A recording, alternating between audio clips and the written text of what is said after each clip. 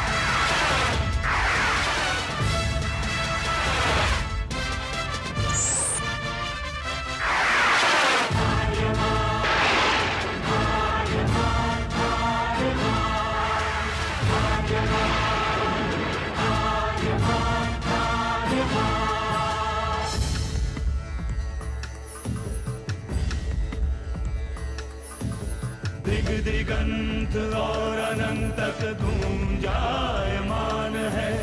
ब्रह्मनाद है विधि का वो अटल विधान है। धर्म की अधर्म पर विजय का वो प्रमाण है। जायमान है वो अटल विधान है। विजय का वो प्रमाण है। ब्रह्मांड का महान योद्धा आर्यमान है।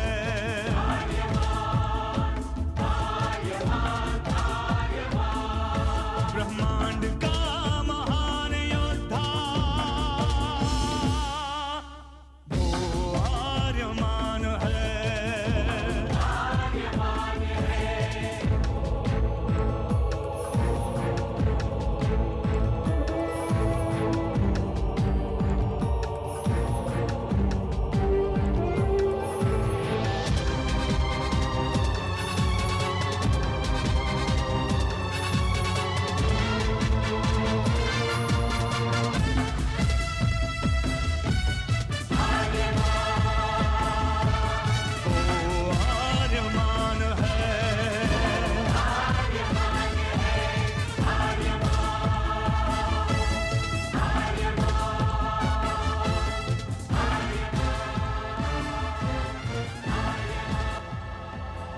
अनंत असीम ब्रह्मांड, अद्भुत, विशाल, विराट, जहां असंख्य आकाश गंगाएं प्रतिक्षण बनती रहती हैं, मिटती रहती हैं। हर आकाश गंगा में होते हैं अनगिनत तारे, अनेकों सूरज, और सूरज के साथ होता है अपना सौर मंडल, जिसमें रहते हैं अनेकों ग्रह। न जाने कितने सूरज चमके और बुझ गए, न जाने कितने तारे चमके और खो गए, न जाने कितने ग्रह, कितनी पृथ्वियां, कितनी सभ्यताएं बनी, बढ़ी और खो गई समय की इस अनंत धारा में। इन्हीं अनजानी परंतु अमर गाथाओं में से एक है महागाथा ब्रह्मांड के योद्धा आर्यमान की। बहुत समय पहले पृथ्वी से लाखों प्रकाश वर्ष दूर आर्याना आकाश गंगा में एक ग्रह था, थार।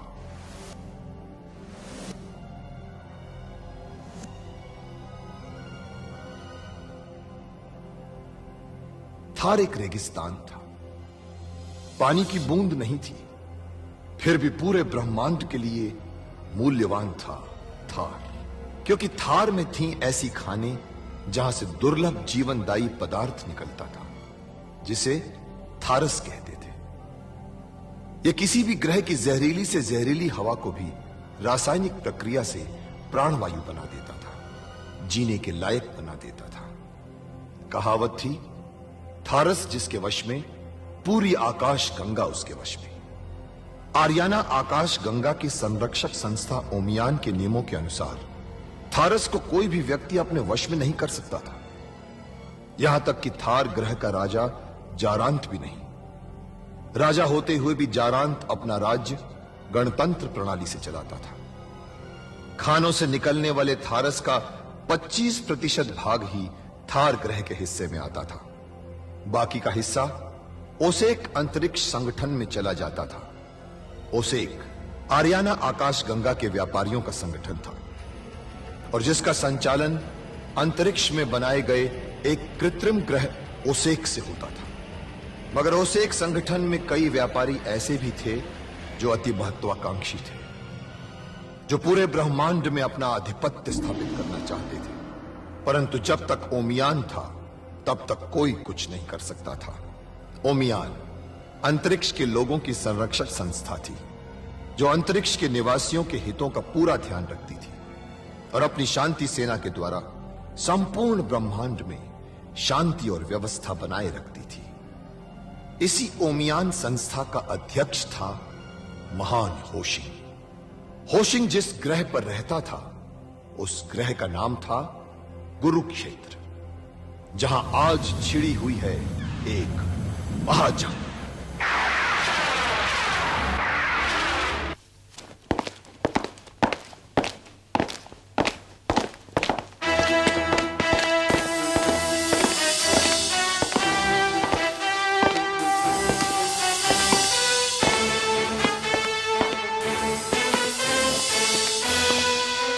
यह है वो दिव्य वस्त्र। यह वस्त्र वही ग्रहण कर पाएगा जिसके दाहिने हाथ की रेखाएं इस चक्र में बनी हुई रेखाओं से मिल जाएंगी। अब उसके रक्त के तापमान से ये द्वार अपने आप खुल जाएगा।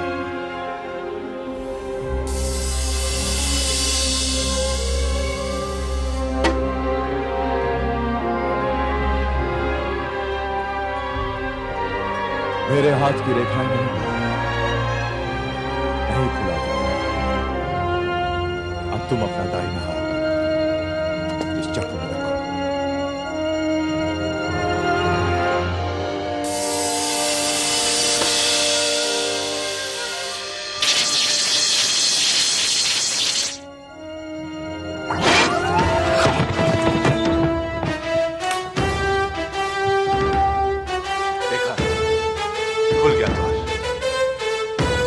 है वो ब्रह्मांड का योद्धा जिसकी प्रतीक्षा थी आर्याना आकाश गंगा सदियों से।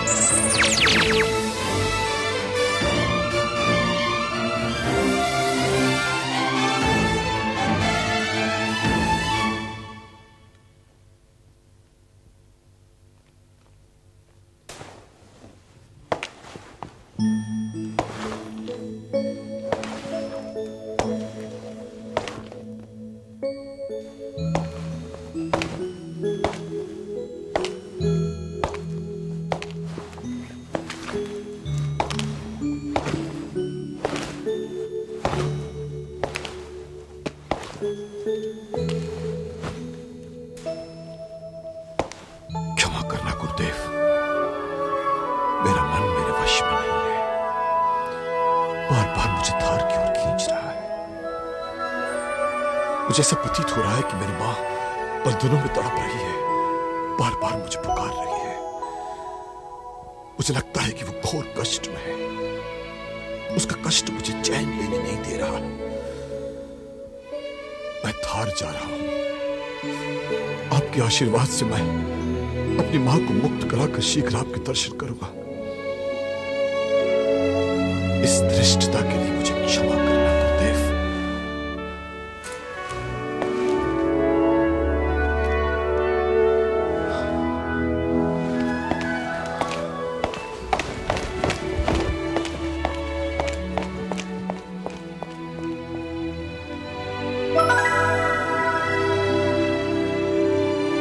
बहुत जिद्दी हो। मुझे मालूम था कि तुम रुकोगे नहीं। ये वस्त्र तुम्हें शांत नहीं रहने देगा। तुम्हारी भावनाओं को उत्तेजित करके तुम्हें गतिमान कर देगा। तुम्हें थार जाना ही था। जाओ, देखा थार, अनुभव प्राप्त करो जीवन से। सत्य का कवच तेरे साथ है।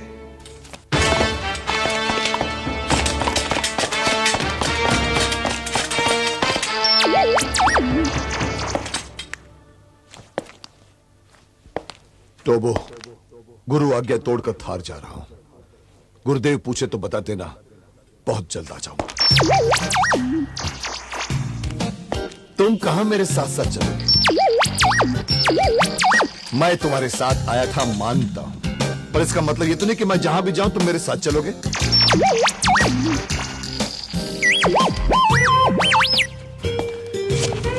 मेरी मां से तुमने मेरे साथ रहने का वादा किया था टोबो, ये तो ठीक है,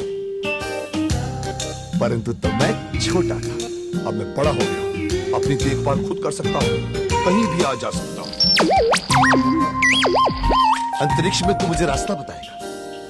अरे दिशा निर्देशक यंत्र से मैं सारे रास्ते खुद ढूंढूं। यंत्र धोखा दे सकता है? तो वो तू खुद भी तो यंत्र है। तुम यंत्र नहीं हो, यंत्र मानव हो। मेरा भला बुरा सोच सकते हो। आखिर मेरे पीछे क्यों पड़े हो तुम लोग?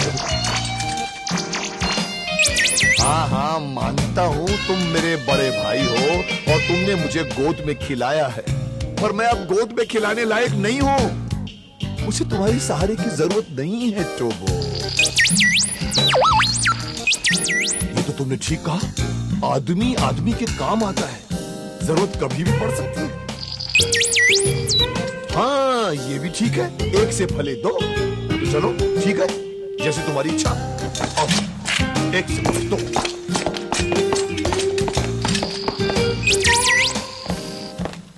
कहां चले? अंतरिक्ष यान में। ओमियान के अंतरिक्ष यान में नहीं? क्यों नहीं? वाह वाह बड़े भाई वाह, क्या कहा तुमने। ओमियान के अंतरिक्ष यान में अगर हम थार जाएंगे तो दुश्मन सतर्क हो जाएंगे, मगर फिर हम थार कैसे जाएंगे? वाह वाह, क्या बात है। ठीक कह रहे हो तुम।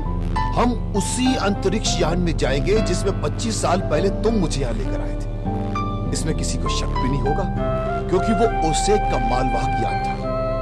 उसमें हम आराम से थार पहुंच जाएंगे। वाह, मान गए जो, मान गए तुम्हें, मान गए। हाँ भाई, बड़े भाई है। अब आइए, मार्गदर्शन कीजिए हमारा। चरित्रार्थ हुए, कृतार्थ हुए आप जैसे बड़ा भाई पाकर।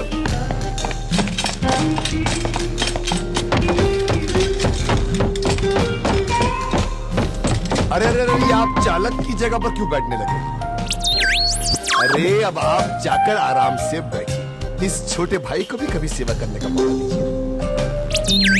अरे मैं आपसे भी जल्दी ले चलूंगा, मुझे शीघ्र थार पहुंचना है। जाइए, बैठिए वहां पर। अभी मुझे दूध पीता बच्चा समझना है।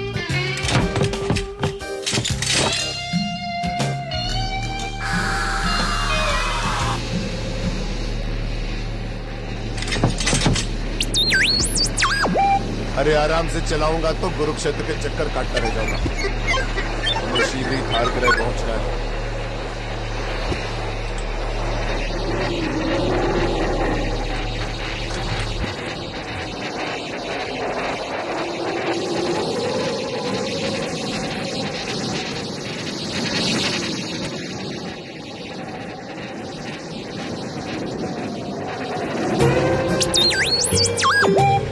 क्या इनको दाहिने मोड़ू?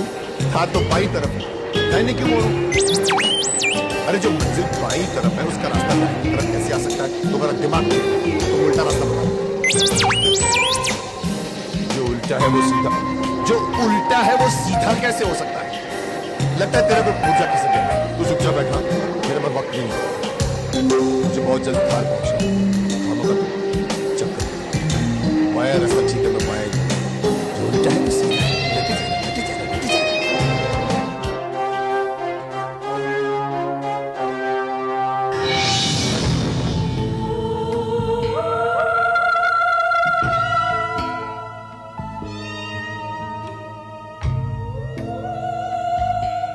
तो महाराज ने क्या निर्णय लिया है? कैसा निर्णय नासा? थार के भावी सम्राट का। थार के भावी सम्राट होने का पहला अधिकार आर्यमान का है नासा। और यदि आर्यमान अपने इस अधिकार का उपयोग करने में असमर्थ हो तो थार कब तक अपने युवराज के लौटने की प्रतीक्षा करता रहेगा? तुम कहना क्या चाहती हो नासा? आर्यमान या तो खो चुका है या मर चुका है। उसके स्थान पर आप मेरे दुर्दान को युवराज पद दे दीजिए और उसे ही थार का भावी सम्राट घोषित कर दीजिए। यह संभव है नासा। क्यों? दुर्दान आपका पुत्र नहीं है क्या? हाँ हाँ, दुर्दान भी मेरा ही पुत्र है। तो फिर दुर्दान थार का भावी सम्राट क्यों नहीं हो सकता? क्योंकि दुर्दान मानसिक और शारीरिक रूप से राज्य संभालने के योग्य नहीं है नासा। अच्छा, तो आप राज्य चलाने के योग्य हैं?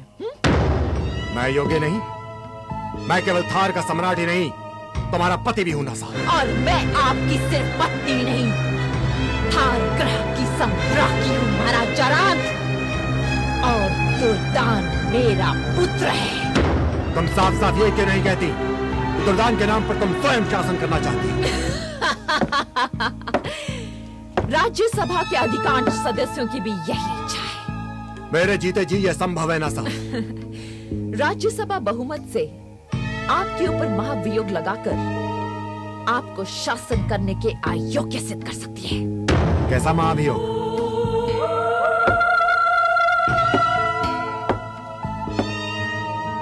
युवराज आर्यमान की हत्या का।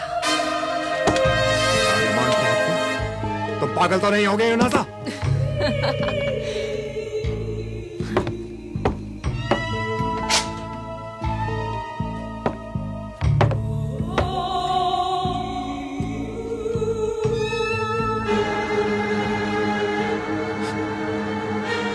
आज्ञा पत्र पर आपकी ही राजमुद्रिका है ना जरांत? परंतु मैंने जिस आज्ञा पत्र पर हस्ताक्षर किए थे उस पर तो यह लिखा था कि युवराज आर्यमान को थार वापस लाया जाए। और इसमें लिखा है कि युवराज आर्यमान की हत्या कर दी जाए। नहीं। शुक्रांत के कुछ रसायनों का चमत्कार है जरांत, जिससे कि पुराने अक्षर मिटाकर नए अक्षर लिख दिए गए हैं। और इससे राज्यसभा ने भी देख लिया है महाराज। क्या अब भी तुम दुर्दान को थार का भावी सम्राट बनने से रोकना चाहोगे?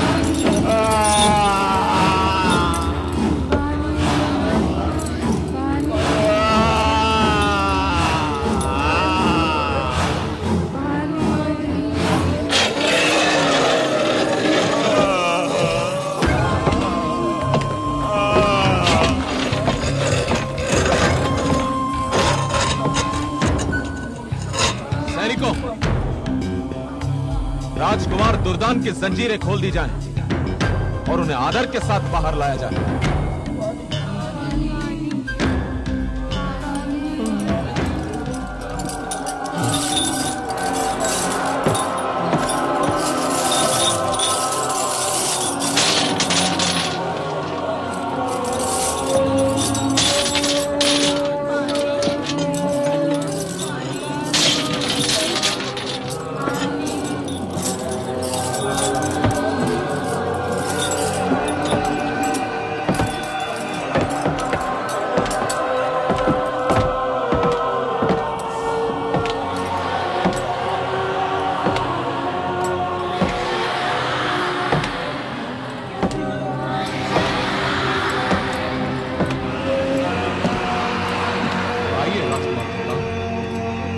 राजमहल आपकी प्रतीक्षा कर रहा है।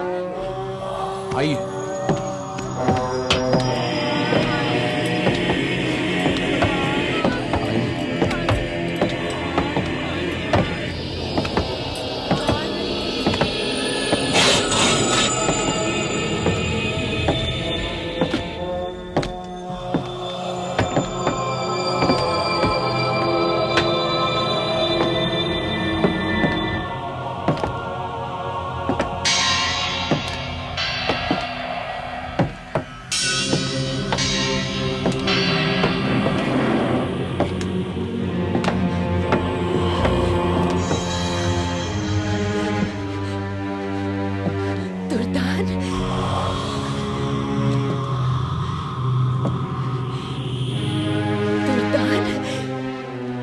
सम्राट बनने जा रही हूँ दुर्दान।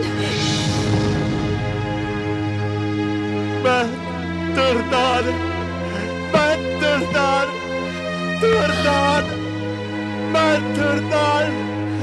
हाँ तुम दुर्दान, तुम थार के नए सम्राट। मैं सम्राट, नए सम्राट। तुम दुर्दान, तुम नए सम्राट। सम्राट? हाँ दुर्दान, मैं सम्राट। तुम नए राजसी वस्त्र पहनोगे, तुम सिंहासन पर बैठोगे। मैं सिंहासन? तुम शासन करोगे। मैं शासन? तुम शासन करोगे। सभी राजकर्मचारी झुक झुक कर तुम्हारा अभिवादन करेंगे। शुक्रांत, महाराज दुर्दान का अभिवादन कराओ। जैसी आज्ञा महारानी। थार के होने वाले नए सम्राट दुर्दान को राजपुरोहित शुक्रांत का प्रणाम। फिर कहो। थार के होने वाले सम्राट दुर्दान को राजपुरोहित शुक्रांत का प्रणाम। फिर से कहो, फिर कहो, फिर कहो। राजकुमार दुर्दान, आपको कल राज्यसभा में ये घोषणा पढ़नी है। ये कैसे पढ़ सकता है? इसे पढ़ना नहीं आता। राजज्ञा तुम पढ़ना। शुक्रांत, महाराज दुर्दान के लिए नए राजसी वस्त्रों का प्रबंध किया जाए।